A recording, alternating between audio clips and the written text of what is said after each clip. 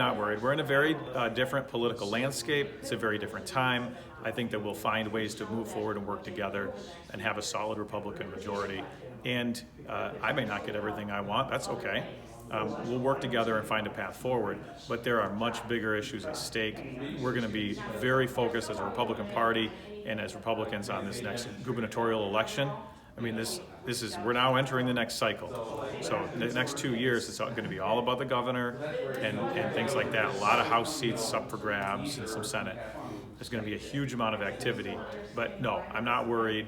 I'm talking about things being changed, like DEI coming back. Are you worried? Or I'm not worried about that at all. You see, like corporations rolling back and just completely exiting the DEI ideology.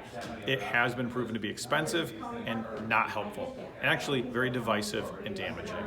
So it's being rolled back, all over the place. We were early to the party in 2023. We abolished our DEI department a year and a half before everybody else is, but it's all over the place. I think you maybe had mentioned yesterday to some other media that during the last 2 years maybe there some mistakes were made. Oh yeah. Can you talk about that or what? Yeah, because we had in 2022 there was a huge backlash against how the county government handled their COVID response. They threatened to put people in jail. They closed a local school, and then they told people they were just ignorant conservatives. That was completely inappropriate. So we had all these new people come in and learn through the last 2 years.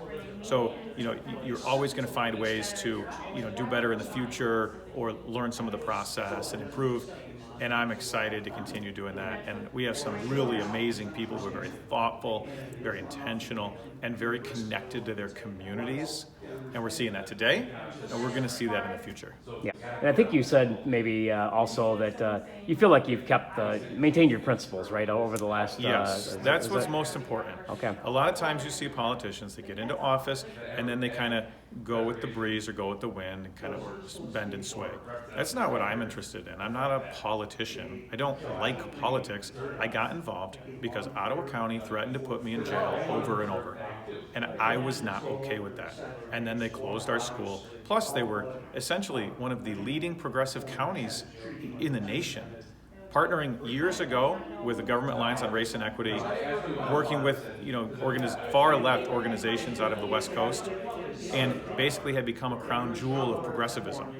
So that did not match our people. That does not match the conservative values of Ottawa County.